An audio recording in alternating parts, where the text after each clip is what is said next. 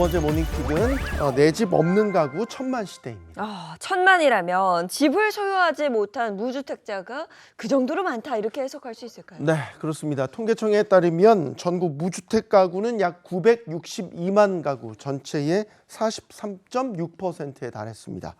특히 서울은 절반 이상이 내 집 없이 전세나 월세에서 살고 있었는데요. 17개 시도 가운데 무주택 가구가 절반을 넘는 곳은 서울이 유일했습니다.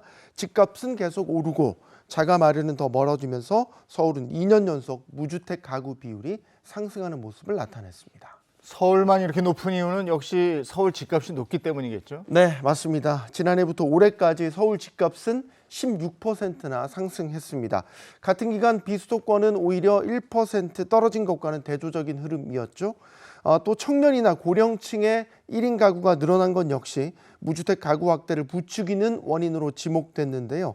높은 집값에 자가 마련은 점점 멀어지면서 세입자들이 전 월세로 밀려나는 사이에 임대업자의 수익은 오히려 크게 늘었습니다. 2023년 기준 서울에서 임대소득을 신고한 사람은 36만 명이었는데요. 1인당 평균 임대소득은 2,456만 원으로 전국 평균을 크게 웃돌았습니다. 특히 상위 임대업자들의 소득 차이가 상당하던데요. 네, 그렇습니다.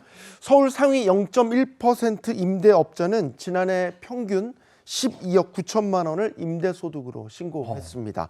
전국 평균이 7억 원 정도니까 와. 6억 원 이상 격차가 나는 셈이고요. 경북이나 경남 같은 일부 지역과 비교하면 4배 이상 차이가 나기도 했습니다. 지역별 집값의 양극화가 얼마나 깊어졌는지 보여주는 대목으로 풀이됩니다.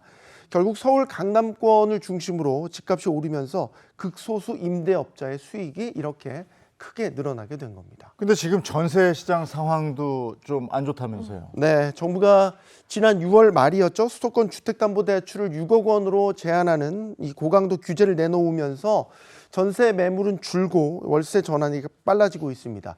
결국 전세값은 오르고 세입자들의 주거비 부담이 더 커지고 있는 건데요. 전문가들은 부동산 시장 양극화가 단순한 경제 문제가 아니라 사회적 균열로 이어질 수 있다고 경고하면서 정부의 주택 공급 확대나 또 월세 세액 공제 강화 같은 제도적 보완책이 시급하다고 지적했습니다.